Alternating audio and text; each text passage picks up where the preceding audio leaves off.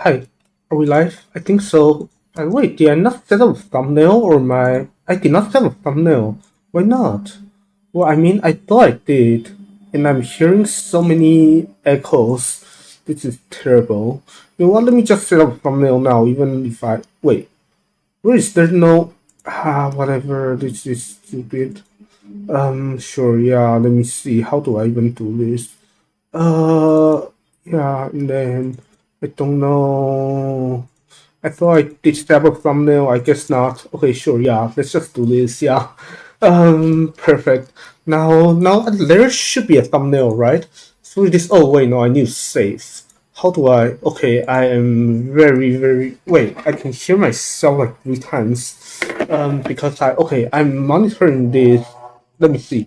Yeah, I'm monitoring things on my phone, and I have a thumbnail. And okay, yeah, sorry. This entire situation is just incredibly scuffed.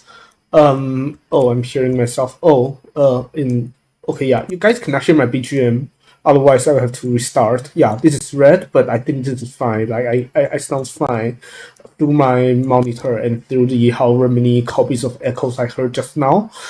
So yeah, this like I feel like so many. I don't know. Actually, I haven't even like I was just here like a couple of days ago, right? So it hasn't even been that long. But I feel like I've just been making all kinds of very funny mistakes. Like I thought I put the waiting room up earlier, but then it basically was but then it was a private thing, so it was actually not public. Like I actually forgot to set the visibility, so the waiting room was actually not up until like 15 minutes ago. Not that it would actually make a difference because nobody's going to come watch, to be honest. But this is yeah, it's just for one day when people actually do, right? Oh, speaking of this, Ask Gemini, yeah, I've heard there's some drama of the what is it called? Of like Google basically like Google Chrome basically running some local AI model. What is it called? Yeah, it's funny.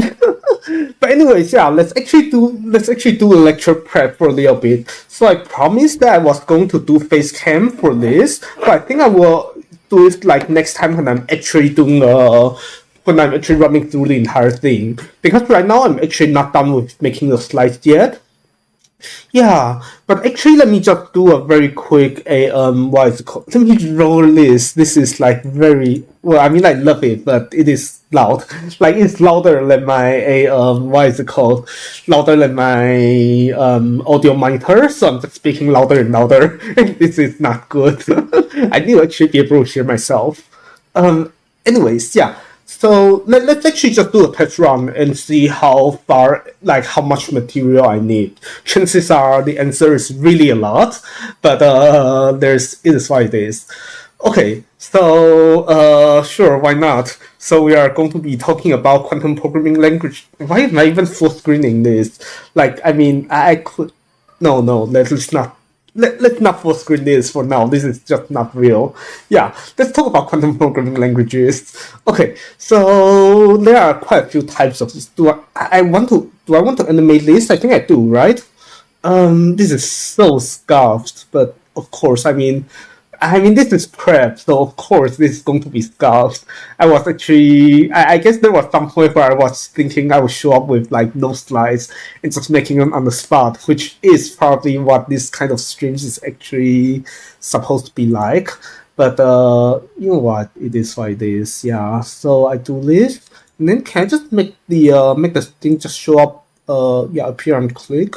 Um, is this good? If I just did this, is it going to work? No. How do I make it show up? Like I feel like I should know this. Yeah. Wait, no. Appear on click by paragraph. Perfect. Okay. Yeah. So there are. You know what? I don't know because I kind of want to time myself. The lecture is supposed to be 75 minutes, and I need to somehow make it so that. I mean, I know I just don't have enough material at all, but I want to figure out how short am I in terms of material. But anyways, let's find out. Yeah. Do I care? You know what? Let's write down. Sure. Yeah. So start is sure. Okay. So we are going to be talking about quantum programming languages today because I feel I probably should like be chatting and slacking off a little bit before I actually start. But you know what? Whatever, we can chat later. We can chat next time I play a video game. We need to be productive, especially because I spent too much time on World of Warcraft in the last 2 days. You expect, right? Anyways, yes. Then let's 49. Okay, so we are going to be talking about quantum programming languages because that is what it is. Because our professor is traveling, and because of that, now I'm giving this lecture for the very nice class. Yes. Okay, so types of quantum programming languages. Well, there are a few more types. A few types. By the way, so when I say languages, I actually include libraries as well, as you will see. So there are low-level languages that basically talks about gates and circuits, like what the class has been learning in the last like month or so. Actually, how long has it been since the semester started? The semester started like I should know this.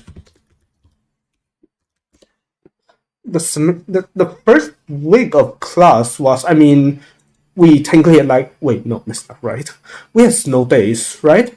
So basically it's supposed to start here, but this is pretty much all snow days. So yeah, it's actually been a month into a semester. Yeah, so through the for entire month, basically the class has been learning about like quantum gates and circuits, and that is maybe what we call the low level language. Yeah. Oh, I need to fix working and other reusable operations. Okay. Yeah. Anyways, and then besides so you have languages that allow you to write down quantum circuits, and then there are also development kits. Maybe I can just make it. Okay. Yeah, so these are actually not languages; these are libraries. And I guess you can think of it as both, right? But anyways, so there are these libraries that basically allows you to, do things with these circuits that you will see momentarily. And then there are also some higher level languages that basically goes beyond gates and circuits. Basically, it allows like more normal programming constructs that we all know and love, like functions and other building blocks that you also see what I mean here. And then there are also some languages with other features. Languages with other features. Basically, like for example, there are some languages that basically have this formal verification integrations, which I will also tell you about what this is and why is this important. And there's also this other thing that people like to talk about, post-level control, which again I will tell you in a little bit what is this and why it's important. Okay, so let's actually just start with the first thing, the low-level languages. So that was saying the building. It talks about like qubits and quantum gates. So it's like this kind of figures that we've been covering in the last month of lectures. And then, okay, so we talk about qubits and gates, and then the languages you use for this are OpenQASM by IBM and or QIR by Microsoft. I mean, these are open source, so it's technically like anyone can work with them now. But yeah, I'm just saying like where they came from, like who developed them. And these languages, they are nice in the way that they are like kind of, as the name might imply, is standardized. So if you write OpenQASM, it just kind of works everywhere. So I guess let's actually look at what OpenQASM actually looks like. So this is a OpenQASM program that you might so let me actually maybe I should first talk about this circuit. So let's actually try to so this circuit is going to be our running example today. So you have two qubits. We did not write down that this is initialized as zeros, but these are both zeros. And this is a Hadamard gate. So after this Hadamard, this is a plus, and then you do a CNOT. So this should be, the EPR pair, right? Should be 0, 0 plus 1, 1. I would need to have a drawing tablet. Can you draw on here? I hope you can. You cannot. You cannot draw on here. That is bothering me just a little bit. Yeah, okay, I will figure something out, but let's continue. But this is an EPR pair. I will have to write down. You know what? I will write this down. I always forget. Write EPR pair somehow. Okay, good. So now anyways, so this circuit, oh, I see. Maybe a way to do it is I just copy, and this is going to make it a bit better presentation wise. Okay, so this circuit is the one that we want to encode. So basically, this is kind of how the language looks like. I think I could just do this. Maybe this is, how do I? You know what? Yeah, this is fine. Yeah, let's actually just stare at this. So basically, we have some boilerplate at the top, like what is this for any programming language. And then after that, well, we have 2 qubits, so 1 and 2. We have classical bit, so which is two of this over here. And then we apply a Hadamard, and then we apply a CNOT, and then we measure. Yeah. So basically, this is, as a straightforward as it gets. Basically, you have a circuit and a piece of paper, and you just kind of transcribe it into VS Code. So, well, what can you do with it? Well, let's do some quick demos. So first of all, you can make sure that your code actually make sure you haven't made a typo yet. So when you click the circuit thing, it actually just gives you a circuit, and this looks right. Yeah. So that is the first thing you can do. And the second thing you can do with OpenQASM is already you can just simulate, you can just run it for a number of times, let's say 500 times. And this is the output. For EPRs, this looks about equal, which is fine. By the way, so as you might or might not, so maybe let me say this. This is my laptop. This is not secretly a quantum computer or anything. So this is a quantum program, but it is just, my laptop just simulating it because you have only 2 qubits. And you have 2 qubits, then as you as the homework says, this is basically just a 4x4 matrix, and our laptops are we don't have quantum machines, but our laptop is good enough to multiply 4x4 matrices, and this is what's going on here. So this is when I say histogram. It is kind of running this program, but it's not actually running it in a quantum way. It's just running it by multiplying matrices. Which means if you make it into like 100 qubit or something and you hit run, this is just not going to go. Like it's just going to run forever and ever. But there's that. Anyways, so we have that. So that is basically what we have with OpenQASM. And the other low-level language I will hopefully talk about is QIR, right? I haven't made slides here yet, and I probably will very soon. But for me, when I say very soon, I mean today. But let's skip it for now. So let's talk about the next thing, which is this quantum software development kit. So basically what this allows you to do is, well, first, it allows you to it helps you design and simulate quantum circuits. As you probably saw in the previous slide, I was already showing it. So,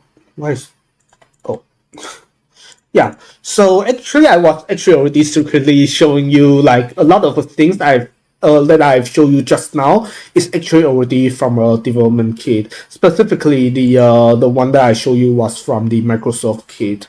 So you guys actually already saw it just now. But more than that, it also allows you to interact with real machines. and it allows you to basically compile and optimize for different gate sets. Because, well, was it last week or the week before? I think it was 2 weeks ago, right? 2 weeks ago, the class learned about universal gate sets and learned about how there's more than one of them. And I guess the other thing is that the universal gate sets that you guys let people learn in this kind of introductory class is usually, like single qubit rotations and CNOT. But actually, real machines sometimes they don't like CNOT. They like this kind of gate called cross resonance, which is maybe a lower level thing than CNOT. But so anyway, so to run things on real machines, you have to compile to different gate sets to run them. Yeah. So like I was saying, like there's a lot of different. Maybe I should animate this a little bit better. But basically, that is there's like every single big company has one of these. I probably should switch the order since the order is like this. But anyways, yeah. So that is what we have: Qiskit, Cirq, AWS Braket, and Microsoft Quantum Development Kit. I actually couldn't find a logo for this one, and there's like a lot of other ones. And yeah, I mean, today we cannot go through all of them, but let's actually at least go through Qiskit for a little bit. So I will first talk about how do you build circuits in this. So I guess one thing from what I said earlier is that you can of course write OpenQASM by hand, but we are in the year 2026. So one way to do it is just ask the AI to write one for you. That is totally valid, which is a bit easier than writing it by hand. Or the other way is to use this very nice drag and drop thing. Basically, if you wanted the circuit that I was showing you just now, then you just drag a Hadamard here and you drag another Hadamard here. And let's say if you wanted different, like, what is it called? Wanted different, maybe, let's say you wanted, like, there's a lot of very, very nice things you can do. How do I get rid of this? I should know. Oh, yeah, I just get rid of this. And then I measure, right? So this is kind of what I did earlier. So, yeah. Okay, wait. I want to measure this onto... I think this is the right measurement. I would guess so. Yeah, because this is, of course, yeah, wait.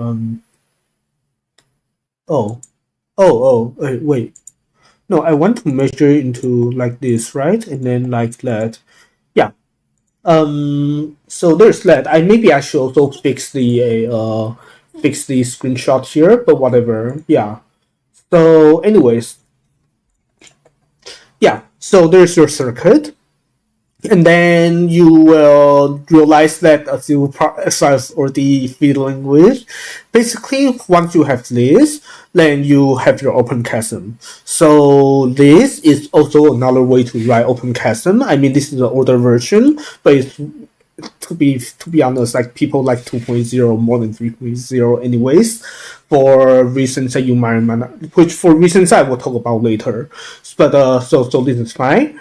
The other thing you can do is basically that there's this other Qiskit Python library, which basically means that if you don't want to write OpenQASM, you don't have to. Like there's this other way of writing quantum circuits. So let's actually so anyways, there's this way to write things, and you can of course also run it. Can you? Well, I should know. I am not going to accidentally leak my credentials by doing this, am I? I think it's, wait, I think it's this. Sorry, I mean, I guess this is how the lecture prep goes, right? Anyways, yeah. So how do I even run this? I can run this. That's amazing. Yeah. Okay, so I can run this here. So this is kind of already all there is to it. But then let's say if you didn't want to do this because, well, let's say your program or your circuit has like hundreds of gates. Because I mean, of course, like I have like 4 qubits here. But if you imagine like what people always say out there, right? That let's say you want to break RSA, for example, because that is the thing that people always talk about. Then what you need, what, like thousands, well, way more than thousands of qubits. You are not going to do all of this here. So you will need, at some point, like things are big enough that you need to actually be programming. Not like drag and drop programming, but actual VS Code programming. So that is what I'm going to show you next. So yeah, so there's this Qiskit VS Code demo that I've prepared. I need to take screenshots and put it in between here because that is what the professor has asked me to do. But for now, let me just run through this without any screenshots. Okay, so So this is basically the demo here. Oh my nose, one moment.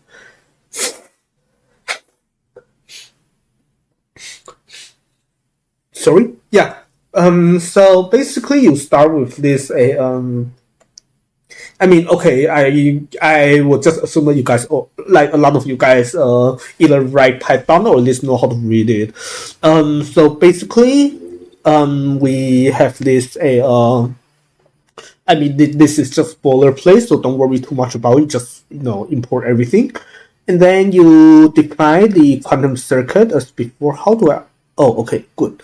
Yeah, so you basically define the quantum circuit, which is just create EPR and measure as I had before. So Hadamard, CNOT, and then you measure all of it, and then you draw it. This is basically the same as if you see. This is actually basically the same code as this.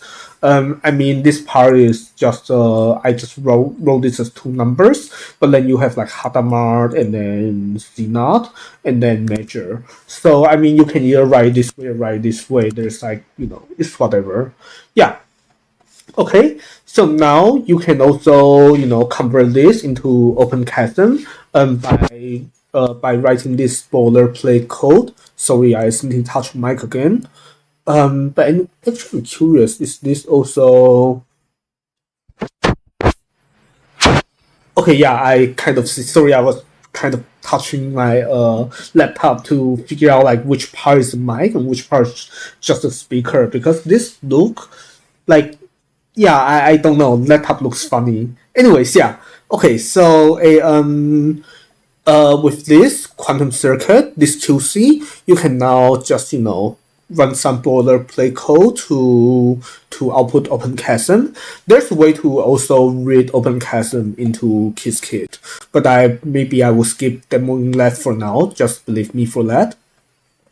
And then maybe not so surprisingly, because earlier I already showed you the Microsoft's toolchain's ability to run quantum circuits. Here, Qiskit gives you the same feature. Basically, there's also some boilerplate you can write. You just get a simulator, and then you run the circuit for however many times you want, and then you plot it. There's nothing super exciting about it. Again, because it's EPR paired, then you are expecting about equal number of 00s and 11s. So, all good? Yeah? Okay, so this is me being a good enough at Python scripting to not leak my API key. This is here. I'm not going to click it. Anyways, yeah. So you need to make an account here. I mean, I have a trial account, but that's good enough. And you guys, if you want to do it, then you can make your own. And you can make your own API key by clicking this.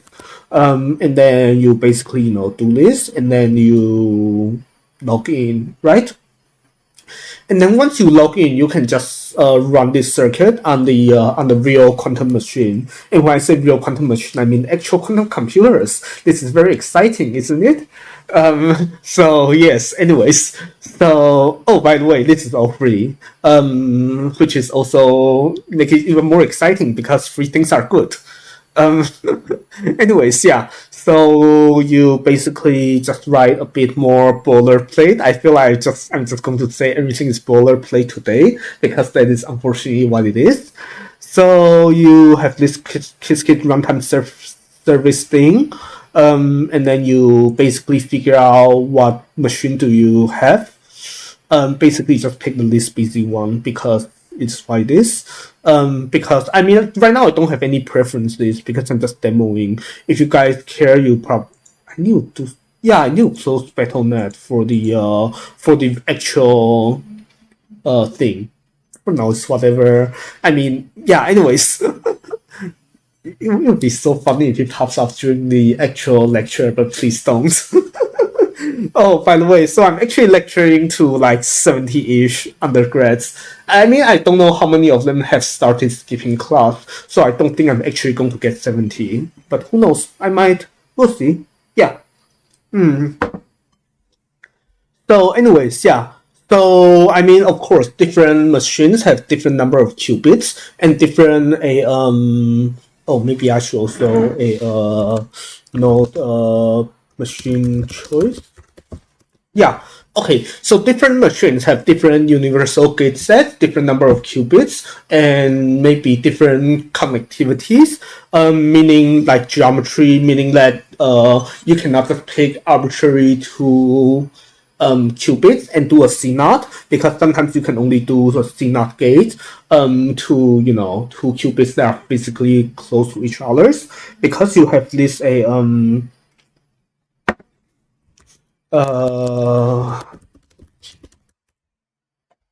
not this, right?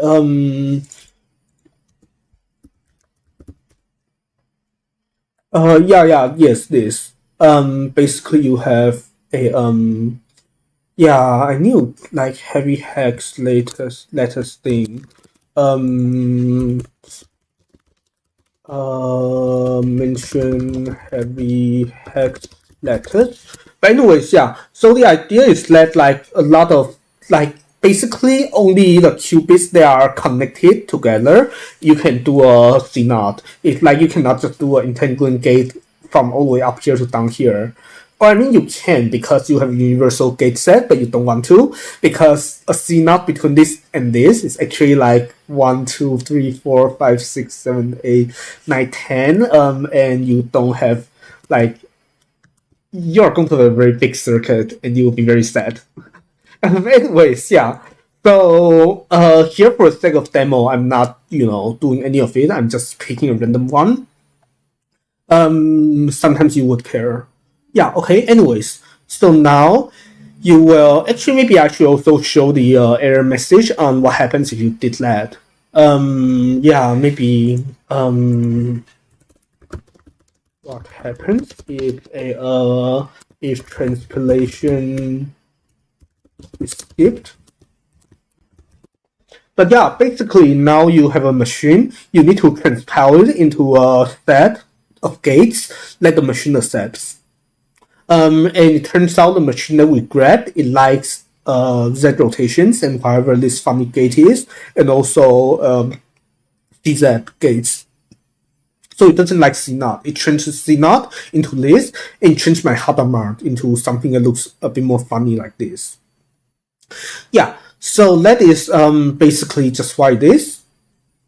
And then so now you can run this on a real machine. Basically how you do is basically like I was saying, just more boilerplate as always. Basically you have this sampler, which basically just means you're running a circuit for however many times. And then so you have this circuit that I transpile up here, turn into the formatted the machine likes, and then I run it, and then I have my result, and then I can print it. So, and as you would expect, basically on the real machine, basically it is, well, I mean, of course, a real machine is not, a quantum computers today is not, it's what they call noisy, or like it has errors. I think all of you probably at least know about, because I mean, we don't have quantum computers like yeah, like how should I even say this? I think I'm just saying something obvious, which is that I mean we don't have like mature or ready quantum computers out there, and one of the reasons is basically this, right? That basically all the quantum computers we have today have like a bunch of errors and things like that. And I mean, this is basically what we are looking at right here. Basically, these two numbers are supposed to be zero, because we have EPR pairs. So the fact that we've measured some of this, and this is also like significantly shorter than this, means that well now the machine we picked up, I mean it still gives you good answers sometimes, but it is not like but it's not perfect kind of thing. Yeah. So anyway, so this is kind of what you will get if you try Qiskit. Okay, good. So that is maybe the Qiskit demo for today.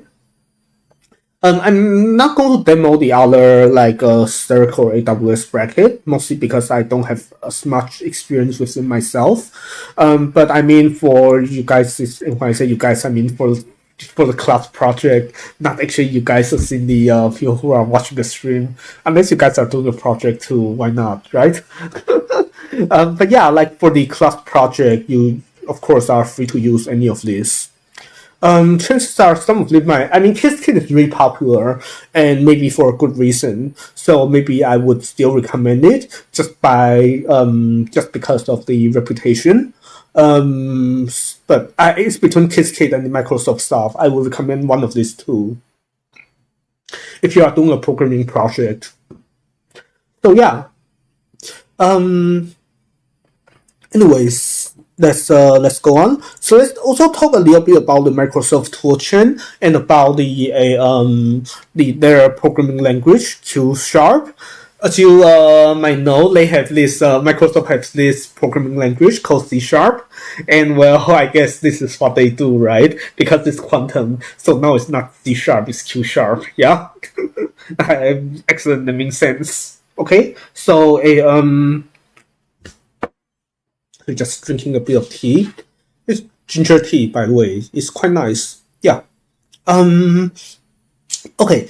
So Q# is built by Microsoft, and it basically allows you to write functions like any normal programming languages, as opposed to OpenCASM. You just have a circuit, but now you actually have like functions and operations. And I will also talk a little bit about what these operations are. But first of all, let's actually just let me convince you guys that that this Q# looks more like a normal programming language. So this is actually just a fully classical thing, right? Basically, I just have a function that sums up a array. This is just a normal for loop. Yeah, I have a array, and then I just loop through array and then sum everything. And then I can do hello world, I can sum array, I can print the result, and it basically works as expected. So far you should see, I mean, there is nothing very excited about. Okay, yeah, whatever. There's nothing exciting that has happened yet, but basically just that.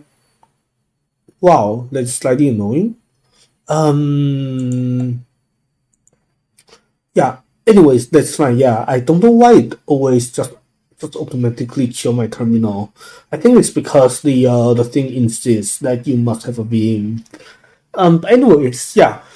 So this should convince you that you have a normal-ish programming language. So next, you want to talk about, okay, so now I want to tell you what are these operations. So these operations, these are quantum-specific things. So maybe let's take a look at this. So I have an operation that takes in a bunch of qubits and just applies the X gate on everything. So as you can see the body, basically for queuing, these qubits, I just apply X gate. And then, but what is special about this? Well, this thing is control, which means that, well, this is a quantum operation and you can do a control operation on this. Like you guys know, of course, the C0 gate is just, a controlled X, but then now you can just do a similar kind of control on anything. So Yeah. Actually, maybe I should also just write down what is the control gate here. Control equation. Basically, you just have what? You just have a what is it called?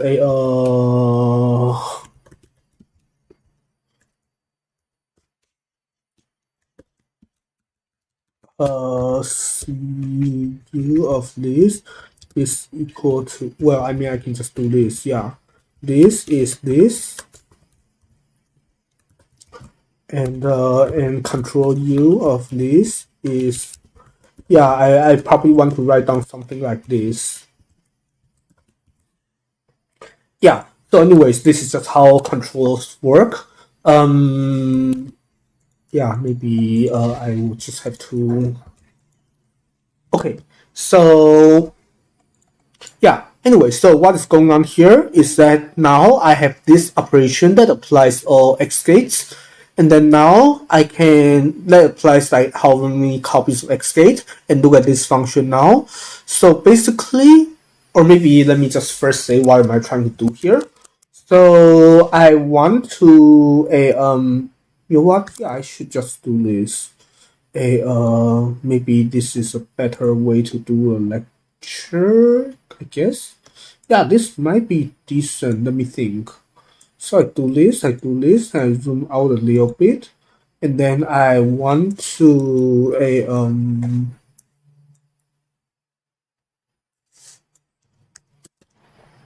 yeah, maybe this is good. Maybe I should actually explain what I'm trying to do here through a what is it called? Through a figure here like this, yeah. Except this is okay, yeah, maybe I will do this, and this, and that gives me a little more space to do this. Okay, so this is the, I guess the first, this is the demo here. Basically the idea is that I want to do this circuit. As you guys might not know like what this circuit does. Well, let's say I start with O0, then this becomes a plus state, and the first gate turn this into an EPR. Yeah. It turns out that if you did this as well, then this turns into what they call a GHZ state, which is basically just instead of the EPR 00 plus 11, you have 000 plus 111. So that is what this gives you. And similarly, this is just going to give you like, 5 zeros superposition with 5 ones. Maybe not too hard to imagine why that's the case. Okay, so now let's try to implement this.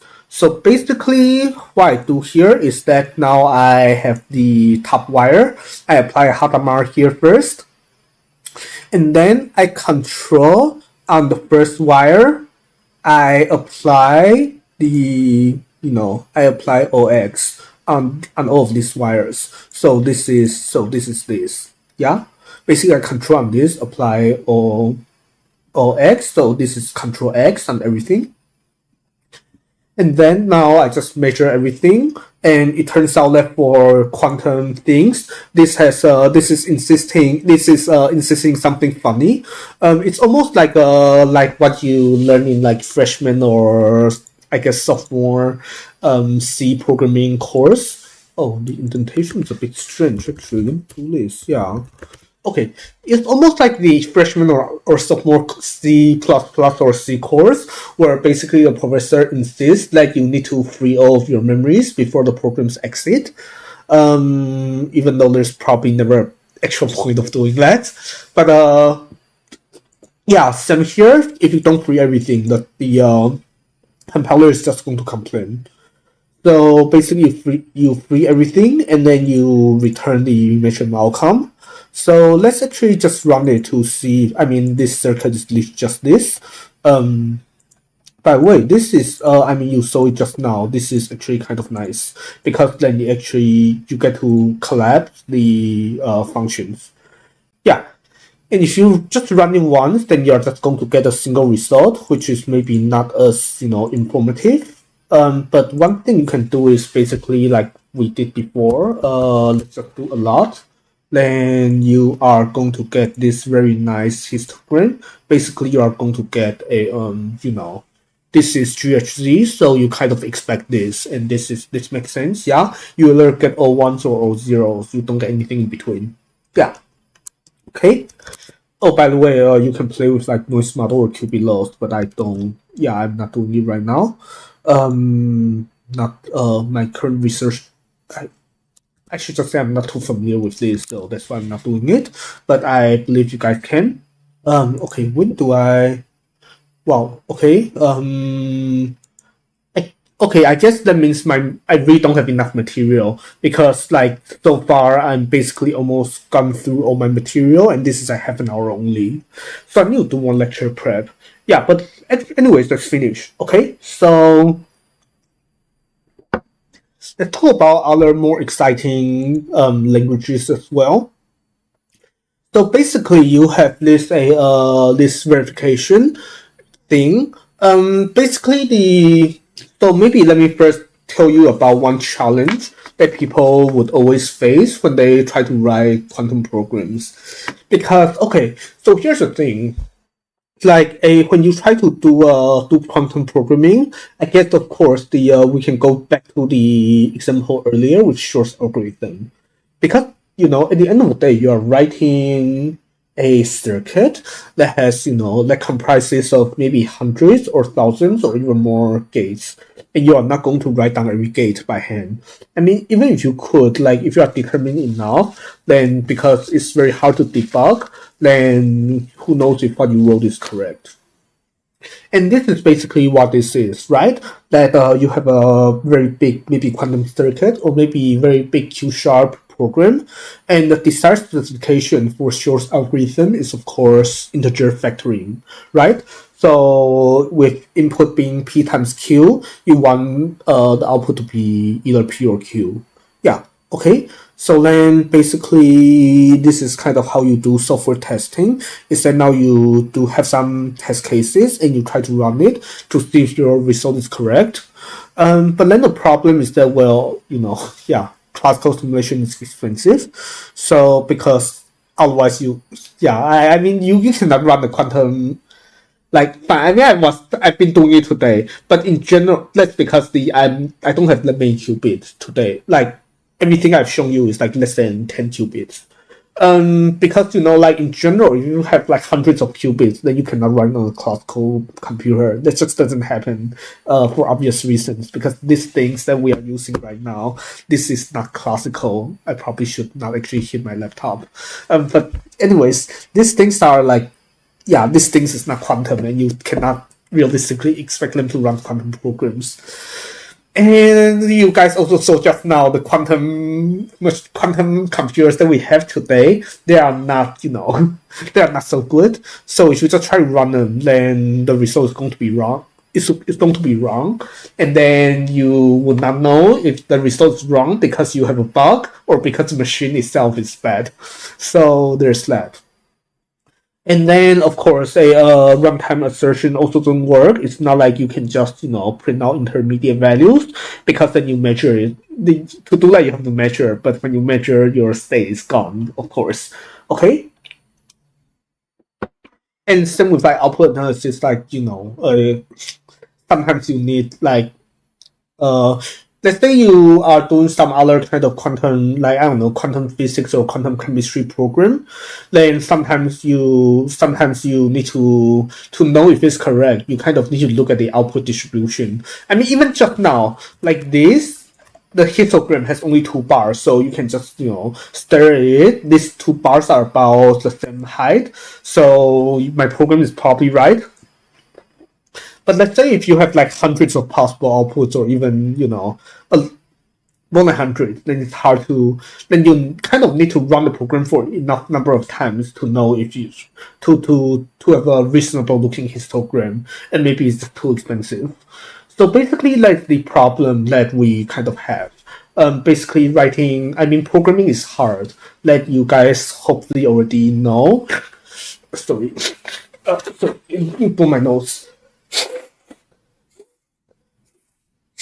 Okay, so I mean, you guys probably already know programming is hard. That is maybe a not news to anyone, but maybe the other thing that should not be so surprising is that well, writing quantum programs is hard. Okay, so how do we write programs correctly? Well, okay, so there's one technique that people like to use called formal verification.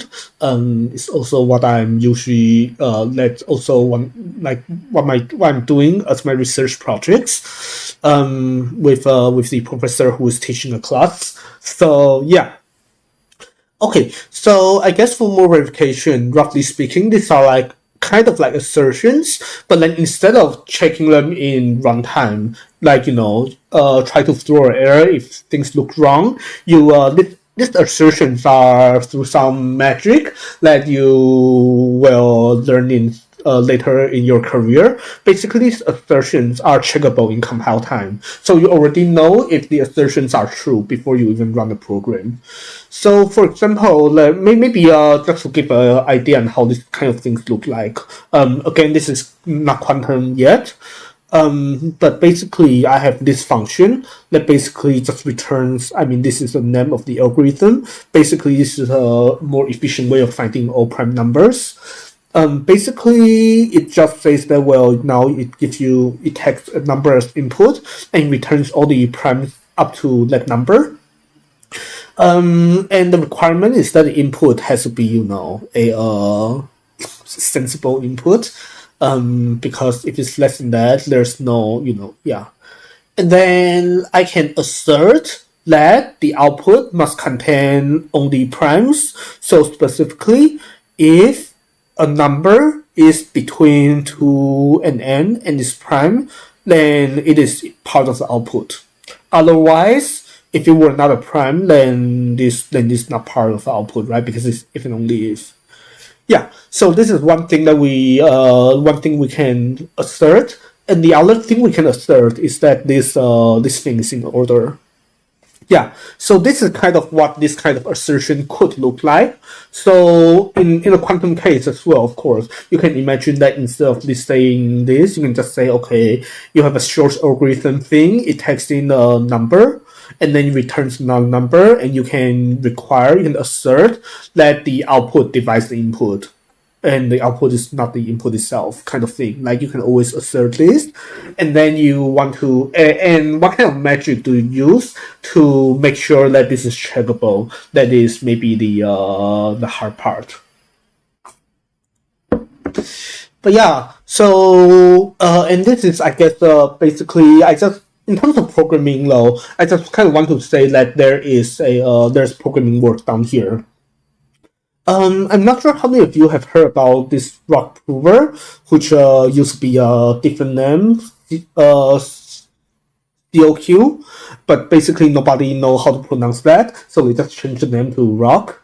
And then there's also this Lin prover, which I think more people have been talking about a little bit more these days.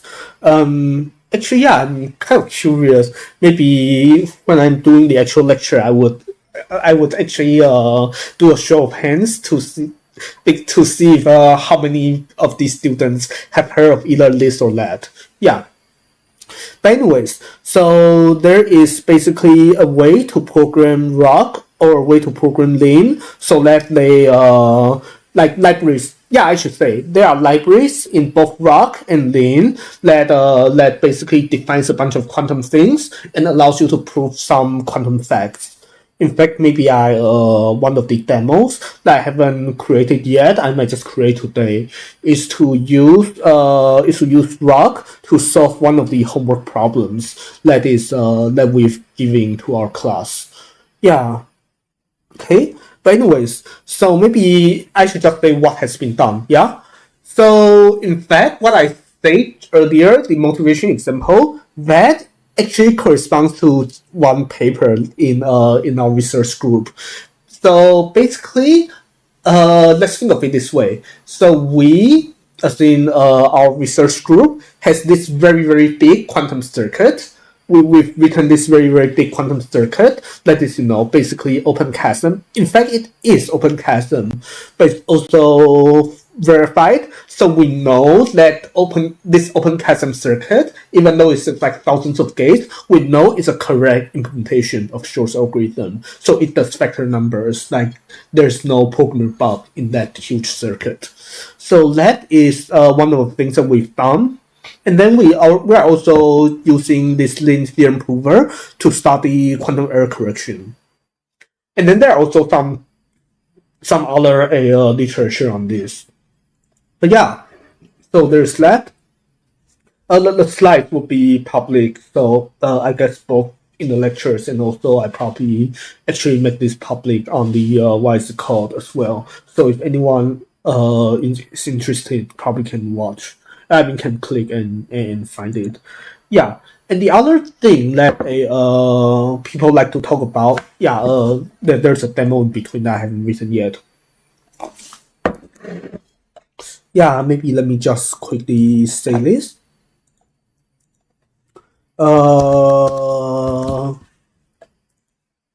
Maybe, I don't know, homework to problem 1C or something.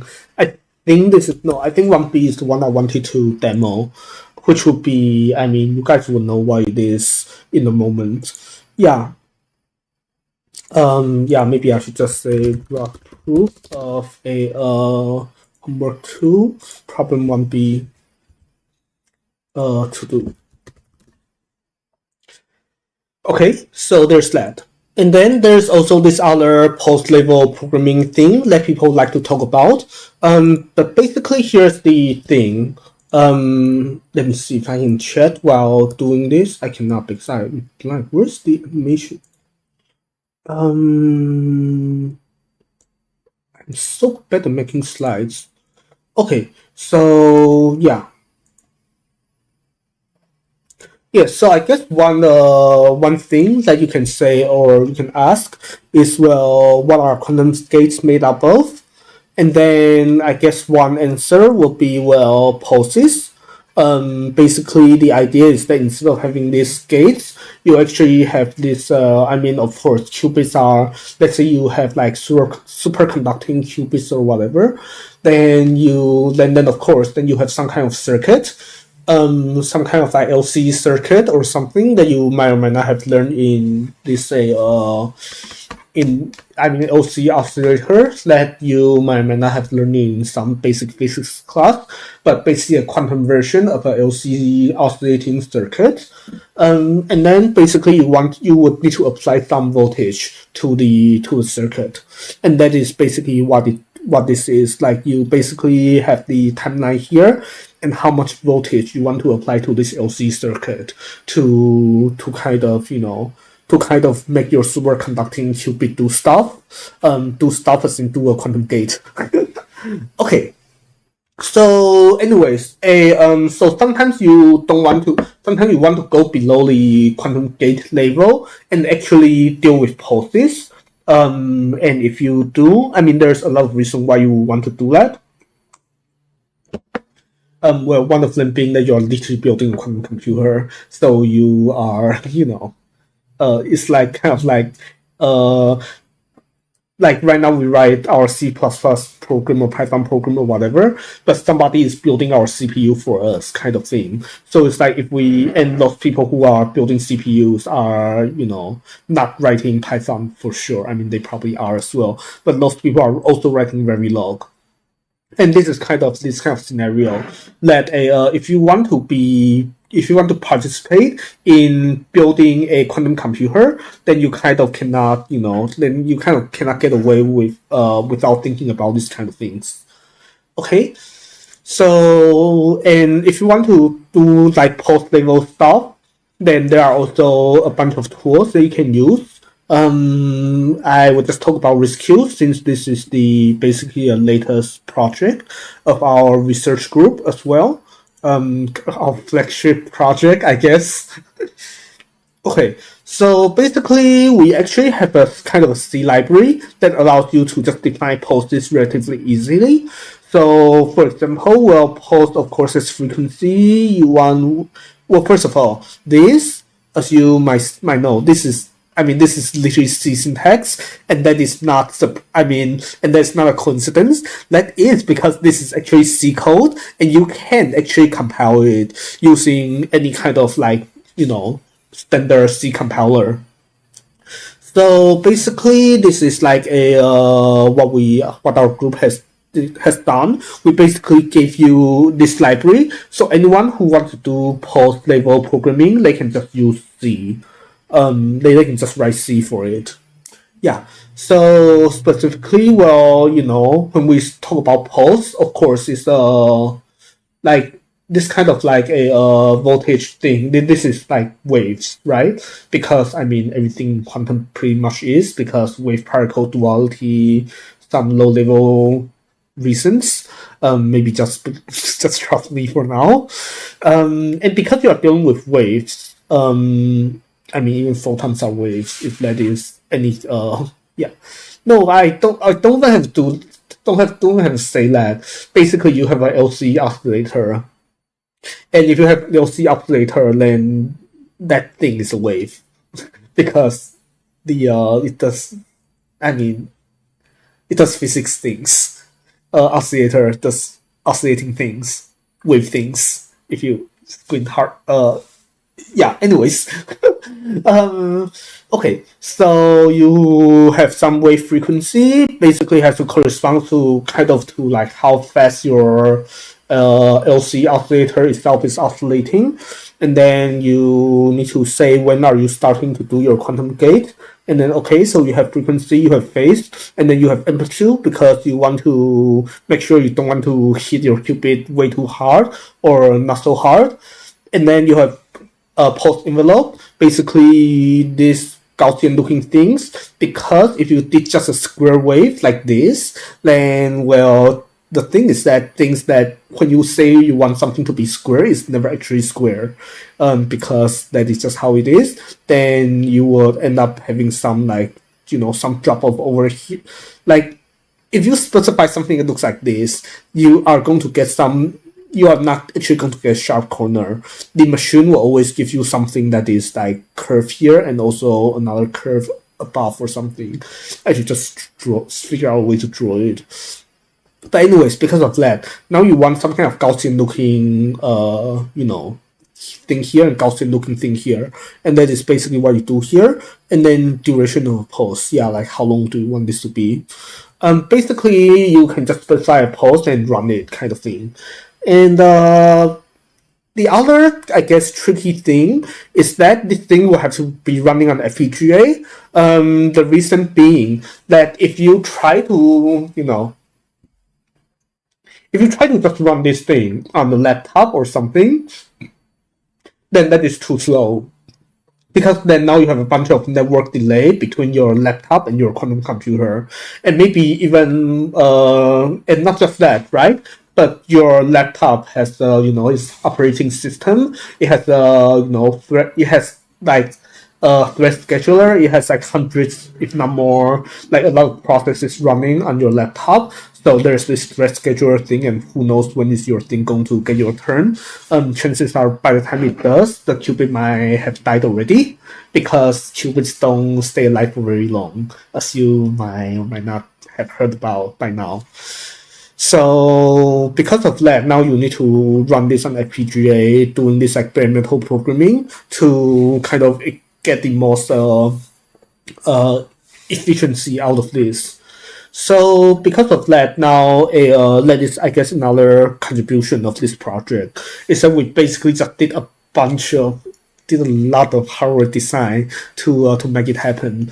But so we basically wrote a lot of I guess the term is final HDL, but basically you guys can just imagine, you guys can just think of it as basically something like Verilog, if you guys are more familiar with it. But basically it is what people over at the like electric engineering departments do, basically. Yeah, like hardware design. Basically what people out there do when they have to build CPUs, kind of thing. So yeah, anyway, so there's this project. Yes. Okay. And if you want to, and at least for the class, and maybe actually for stream as well. If anyone is interested in either this project or I've been where I am, and I've also had like enough of streams just working on this. So wait, why do I have Discord notification? Let me take a very quick look. I don't think it's anything important. Yeah. Oh, I do have a Discord notification. Okay. So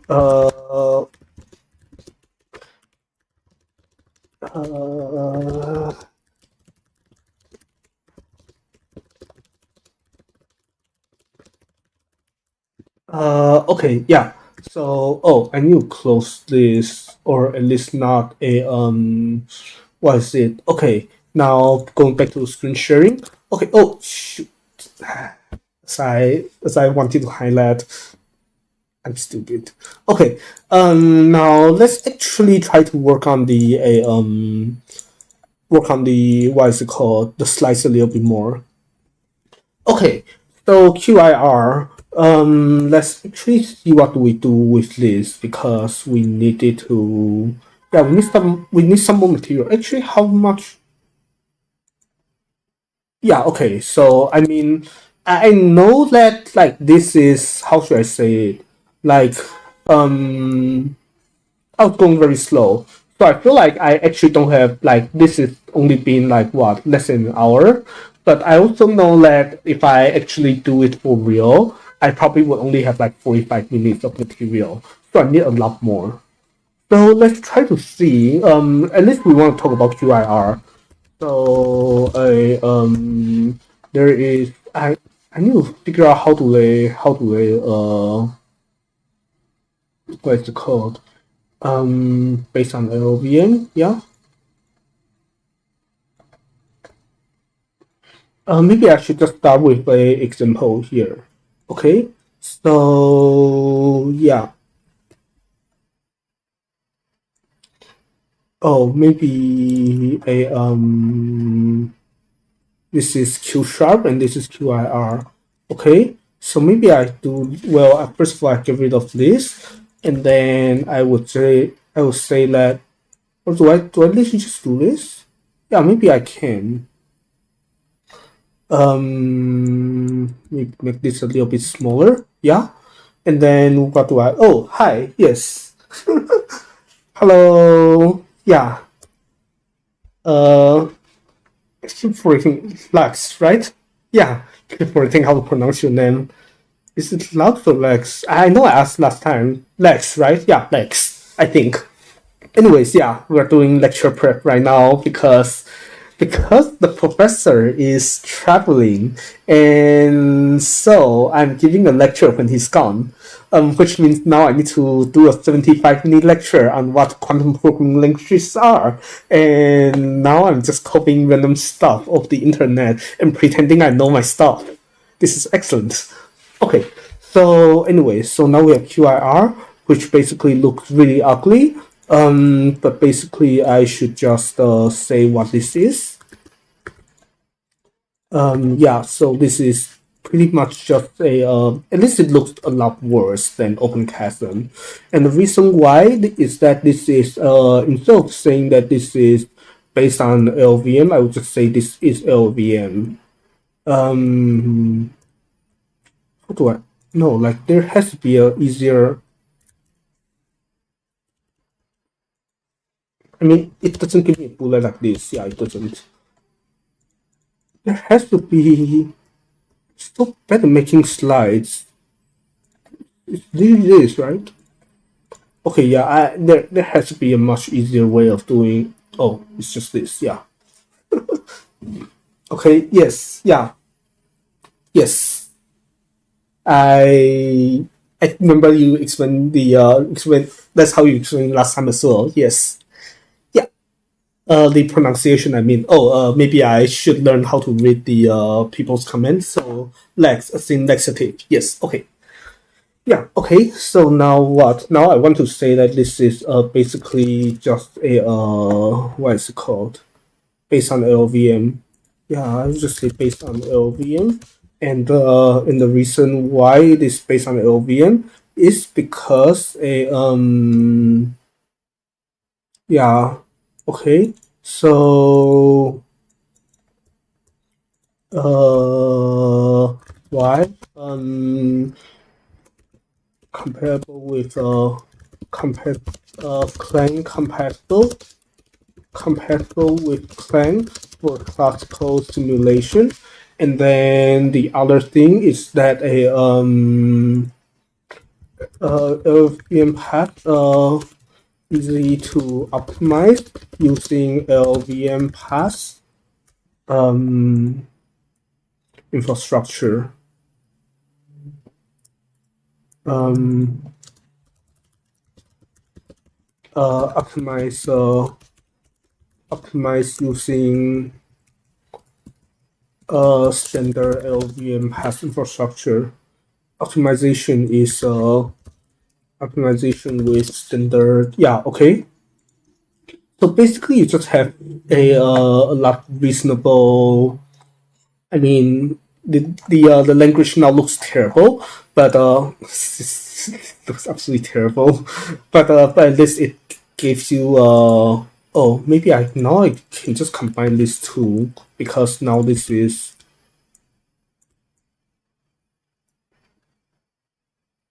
Yeah, I feel I also don't know enough to really say more about QIR, so maybe I should just leave it at this.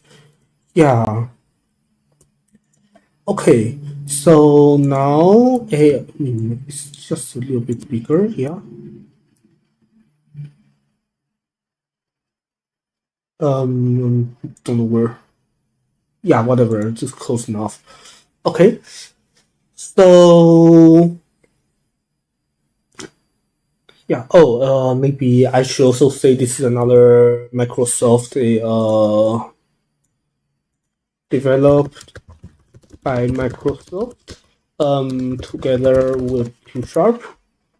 Um, okay, yeah. So basically, this is just why this. Yeah. So they have a Q Sharp language, and they compile it down to QIR, and then you do a bunch of other stuff. Okay, good. So now yeah. What else do I want to do? So heavy hex left. Oh yeah. I guess maybe I should just start copying and pasting over the demos screenshots from the demo because that is what the professor wants me to do. Because apparently he thinks that it is easier if the students just look at the slides and don't have to look at some external, like don't have to download my code, which makes sense. Yeah. So so I close this, and then I um yeah. So just a create can I just change the I should be able to change the starting number, right? Uh Restart numbering, but then I can. Yeah, just curious because if I change slides, I still want to start with number two or something because I would want to do this, and then now this is now second. This is now step two. Yeah. So how do I do this? Alt text. Um. Oh. Are we meeting? I guess we are. That means I guess I'll have to end soonish. But I don't think that's true, right? I think we are. Wait, let me. And I know I have a meeting later, but I don't think it's in 8 minutes. Um. Are we? I mean, I'm around, but I somehow thought it was a bit later.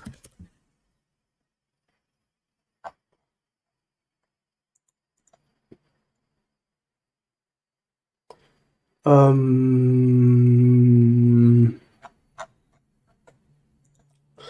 5:30, which time zone?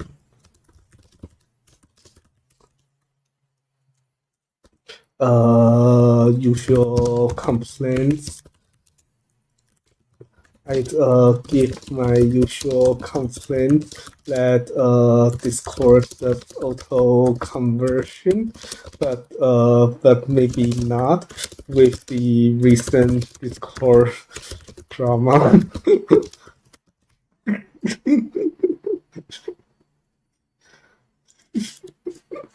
Yeah, somebody says the meeting is 5:30, and who knows yeah, yeah, sorry, I was not reading chat.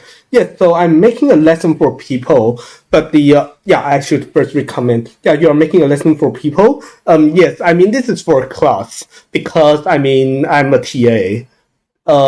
So this is undergrad class. And how should I say it? Yeah, so I mean, yeah, under college class, but then the person who is supposed to be teaching it is traveling. He's somewhere in Europe right now, so I'm teaching a class for him. So that is why I'm making this slide so I can help teach. And let me see. Yeah. Oh, by the way, I guess the yeah, I still don't know. Somebody say it's 5:30, but I still don't know which time zone. This is just stupid. Okay, yeah, I think it's like in half an hour. So I think I still have like half an hour ish. Okay, let's go back to screen sharing. Yes. Okay, so how do I start with the different number? Because I actually don't know. I feel I should. Restart numbering? Oh, so we can just do this. Okay, yeah, perfect. Okay, so wait, really? I don't know. I'm just going to assume this is the thing is actually in half an hour. Unless being told otherwise. I mean, if they want to meet now, I can also just end stream and go meet with them. It's like some very funny quantum money projects. Uh, okay. So where are we? We want to uh uh or care enough to remember. Care enough to remember at this for that matter was just hoping someone would say we are meeting and jump in.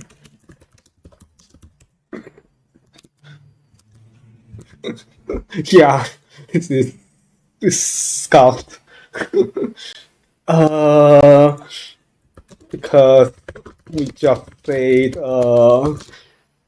Wednesday usual time, but the time slot has been changed so much. Who knows what's usual anymore?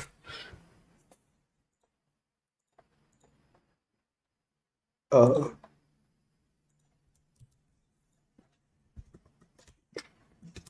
yeah. Okay, so where are we? Yeah, sorry, just anyways, where are we?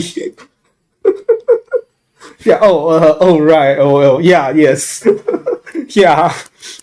Anyways, yeah. I mean, this is technically. I mean, technically nothing there's private. I think so. We should be fine. Yeah, just typical semi-business, semi-screwing around kind of chat. Just a couple friends that is trying to do this very funny quantum money project, and it's just not going well. But it's like whatever. Okay. Anyways, yeah. So, let's begin by defining the same quantum circuit as earlier. Okay. So I have this, and then I can also just okay, just do this, and then do this, and then what? Let's see the corresponding open chasm. Okay, so then I basically just do, wait, no, I didn't click that. Okay, good, yeah. Okay, good, yeah.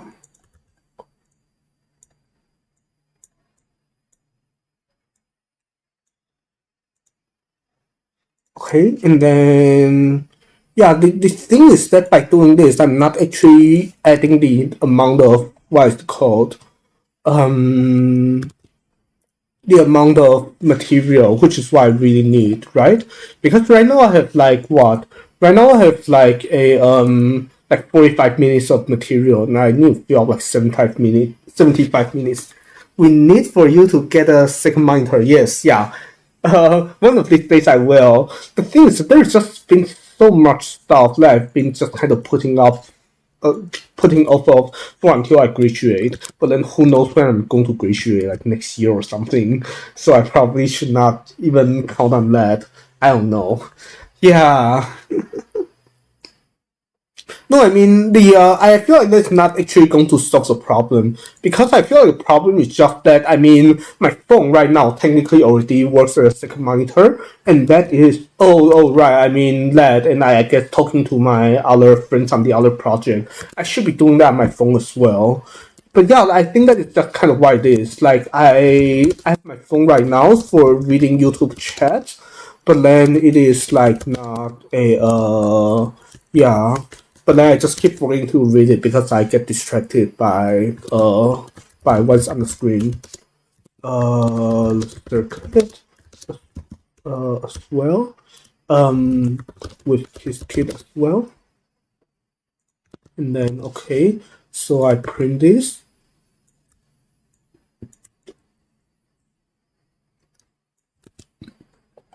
And then this is giving me list.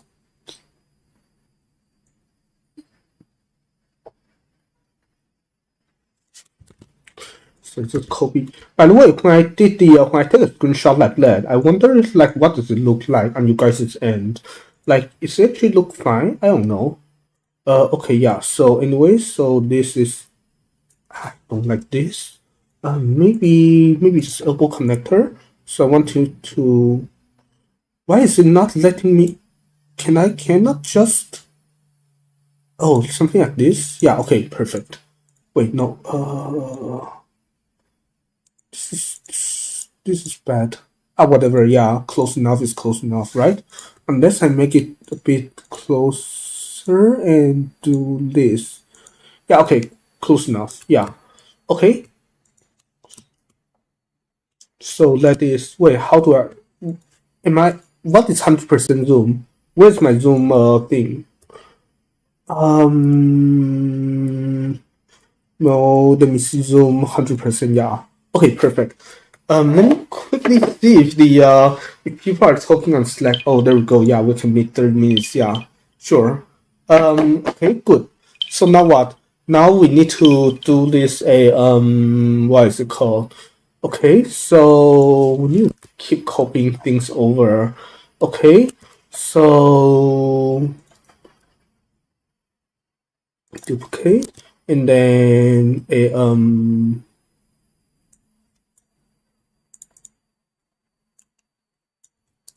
copy this and paste this over. Yeah.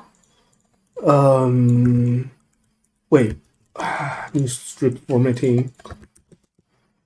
Like this is just a lot. Get rid of this, get rid of that, get rid of that.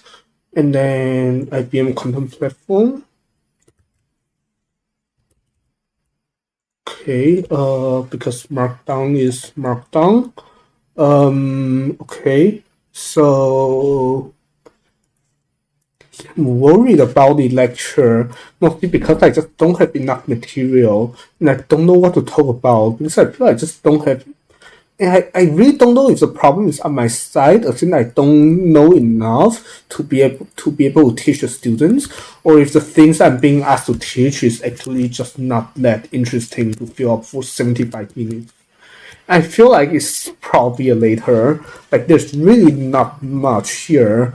Like to I feel a lot of it is also just the like technology. The quantum technology has just advanced so much in the last like I don't know 3 or 4 however many years.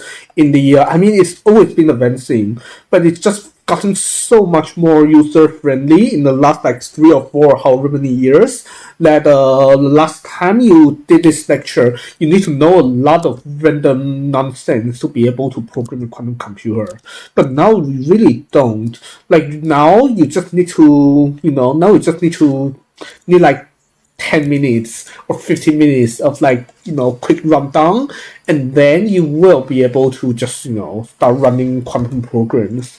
So it's like, do we really need a yeah um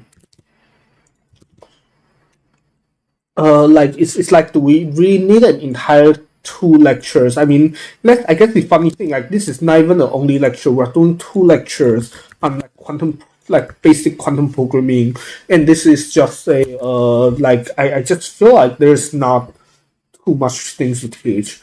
I mean, yeah, I guess unless I really go into the advanced topics like at the end, which is why I feel like, I mean, I can definitely like do like an hour of just advanced topics, but I feel like it's just not good things to be teaching undergrads.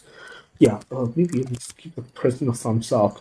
Yeah, although I feel like this I probably could be doing that just now on my phone, but I don't know. Like it's not like anyone really knows or cares. I mean, I guess that is the other funny thing about doxing. Like we are all scientists, which means we are already like public-ish people. Like there's no like doxing here because like I don't know. Like this is, how do I even say this? Like these people are like scientists who would want the publicity anyways. Like this was one of the reasons why I'm here, because I'm working on exciting projects and I want people to know about the project. Because I mean, scientists are they want fame, they want to win prizes and all of that. So it's like, yeah, like renown or whatever.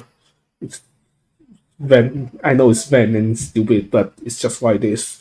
But yeah, I feel like part of it is just a scientist. Like there's pretty much no like real privacy out there, because all the presentations that we do out there about our projects, like our names are always tied to our projects, and our projects are always out there as scientists. So it is just like this. Yeah. Anyways, so I am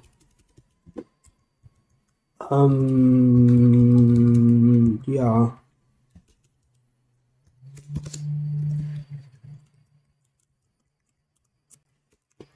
Let's do this. Uh,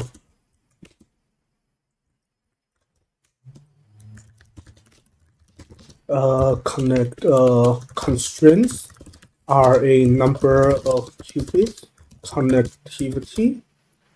Okay. And then maybe I can just quickly say this, and then this, and then can I just copy this over? Yeah, okay. They they put that in Japan. That's new. Okay, sure, whatever. Yeah. Oh, I didn't want to do that. Can I just copy image and then? Oh, I can. Good, perfect. Okay. So a that is a lot of padding. Also, just by me calling it padding, you guys know that I work on HTML, because padding and margin are different, and that is a bit too much. Okay, yeah. Usual constraints. Okay. I forgot what other constraints were there. Yeah, so there's the heavy hex thing, and then a yeah, I mean I just do this, and then oh, sure, whatever. Need to somehow modify this without killing without killing off all of my what is it called? Yeah, without killing off all of my credit because I'm on a travel account, so I technically only have so much credit. But anyways, it's fine. Yeah. So I don't know. Yeah. Or maybe I would actually not show this. I would just say that there will be an error if I don't do this. Okay. So I will do what was I going to do? Now I just do this.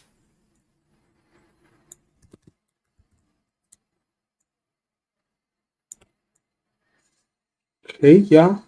And then yeah, this maybe goes down here, and now this can be a little bit bigger because it really doesn't matter if it covers up all of the wow. It really doesn't matter if it covers up all of the heavy hex, yeah. Or maybe heavy hex can be even a little bit smaller because it really doesn't need too much to know what's going on here. Yeah, okay. Good. And then and then what? Compile the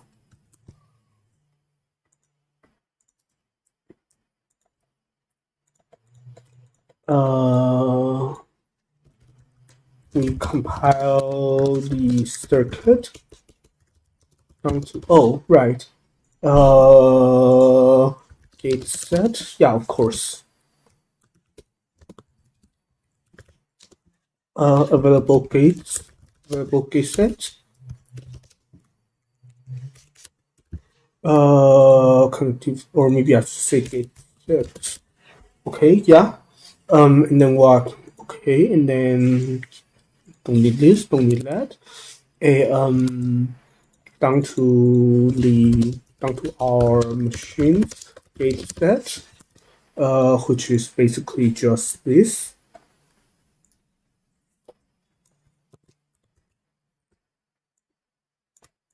Okay, so I have this, and then I have this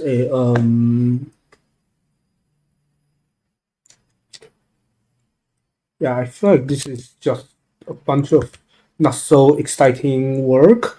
But basically I was asked to do this, so why not? Basically just doing a bunch of copying and pasting. Okay, and then let me see. And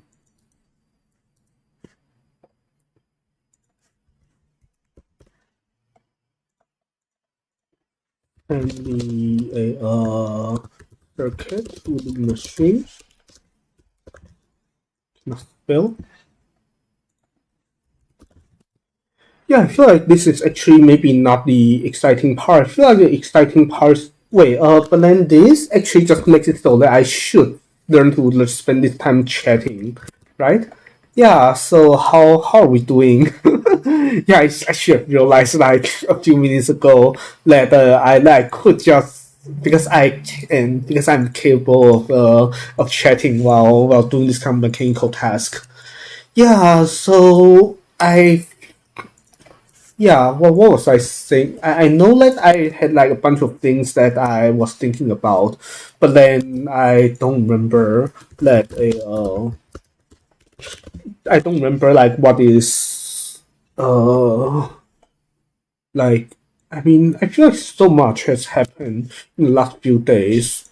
I mean part of it is the politics stuff that I kind of don't want to go into because I am not I'm not I'm not American, and because of that, I feel I'm just not in a position to comment about things that have been flooding our what is it called our Facebook feeds and stuff like that.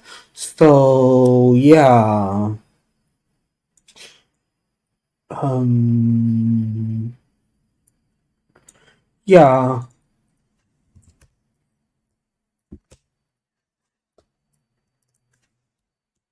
Okay, there are some observe that there are some errors. or maybe I should just do this and then do this. Okay, and then make this. Okay, yeah.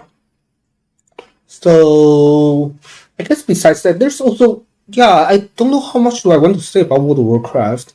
I feel like that can also wait. Yeah, I don't know. Or about music, there's so much that I can chat about, but I also don't know where to start. I guess the thing is that for all of it, like if I get into it, then I will just be doing it for a while. And there's like I guess there's another problem, right? That oh, maybe one thing that I can talk about is that a one of my colleagues actually asked me why did I start streaming.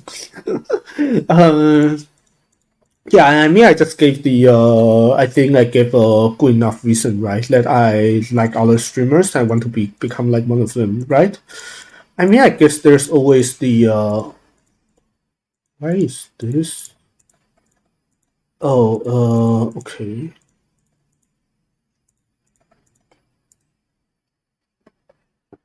I don't think I need this slide. Yeah, I think that's good. Yeah, I guess the other thing is that people are just more observant than I really give them credit for. Like, yeah, I don't know. Yeah. Oh, I guess the other like completely unrelated thing. So I'm actually giving up. I mean, yeah, like for this other project that I was talking about, this one there's actually another presentation that my co-author is doing later this week. And we already did a presentation like last week or I think a week before or something. We made a poster. It was really fun. And we are doing our presentation this week. It's just really nice. Yeah.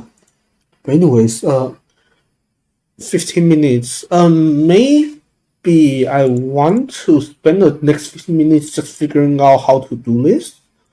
Or maybe I should just like the thing is I don't want to stream until the last second of the other thing. So I guess maybe a smart thing. I don't know what's smart to be honest. But one thing I could do is to just call it a day here and kind of add all the other materials that I want. Wait, four. This is five. This is six. This is 7, 8. Okay. But yeah, like for all the materials, how should I say it? Like a yeah, I kind of just add all the material I want later, probably off stream, because it would be like probably very very late. And then after that, I will probably do actually a face cam thing next time, where I actually do a real lecture rehearsal. So yeah, I think that's how it's going to go. I don't know, I might be back later playing World of Warcraft or piano or something today. We'll see. Or maybe I'll be back just programming this, which is yeah, I feel like that's the other thing. Like this is really not the not a good way for a new World of Warcraft expansion for me, just because I'm just so busy with everything else. Cool, how I love this song. Yeah, 4 years ago. Huh. Okay, anyways. Yes. So I'm just staring at this to know like what to think about what else do I want to say. Because the thing is that there are definitely other things out there, like this funny thing called Pennyland, or there's also this like other like VQO thing, which is another really funny thing. Actually, I just don't know any of them to really say much. Yeah, I feel like for the what is it called? Yeah, I don't know. We'll see. Yeah. How do I even wait? Why is it not letting me restart numbering? Oh, this is 7. Then this can just be 8. Okay, yeah, good.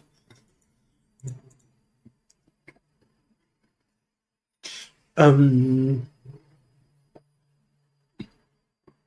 Oh, adjourned. I never actually demo adjourned. Yeah, maybe I can just do it as the last thing I do today. Okay. So basically, a so here's I guess what I could show. Yeah. Oh, then I guess I also have to copy over this. Yeah, maybe a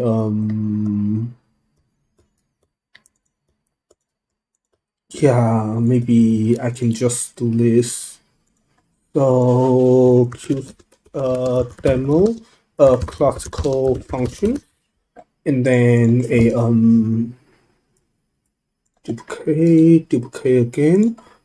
This should be what? This should be a quantum controls operation, and then this is a adjoint. Okay, yeah. This is to do, and so is this, and that. Yeah, okay. So now let's actually look at the adjoint before we call it a day. Okay, so this is kind of what happens, yeah? So we have a rotation by 45 degrees.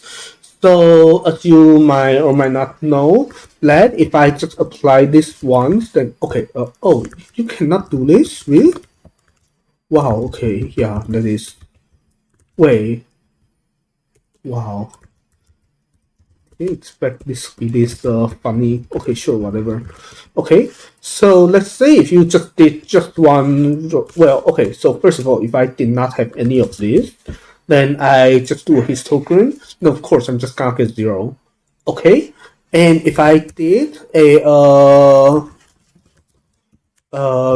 do it like what? I think if I do it twice, then this would be equal 0 and 1, right? Assuming okay, yeah, yes. And then if I did it like maybe, just once, then I get more ones and zeros, yeah? What's going on here? Debug, I don't want to debug. Can I get rid of this? How do I I misclicked something and now I'm just stuck. I mean, this looks like a breakpoint, of course, but then it's like, how do I even get rid of? Oh, okay, yeah, perfect. Okay, so what do I want to do? I wanted to say that wait, no, adjoint, yeah, okay. So what was I doing?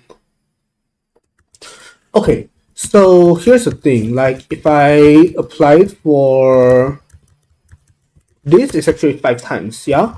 Because if I apply for 4 times, then this gives me...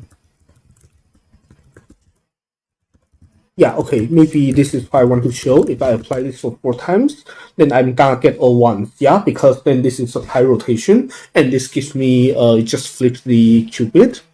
Okay, so if I apply this for 4 times this way, I'm going to get the same result, yeah, because this is actually inclusive. So 0, 1, 2, 3. This is just how their numbering works. Okay, so this is, this is just 1. So let's say if we apply for 1 extra time, then this is going to loop back, yeah, to 0. So let's see that. Yeah, so we get 0 for some of them. But then if we do an adjoint, so this is an inverse of that, right? So do it for 5 times, but minus 1, I'm doing 4 times. So I do this and I do this.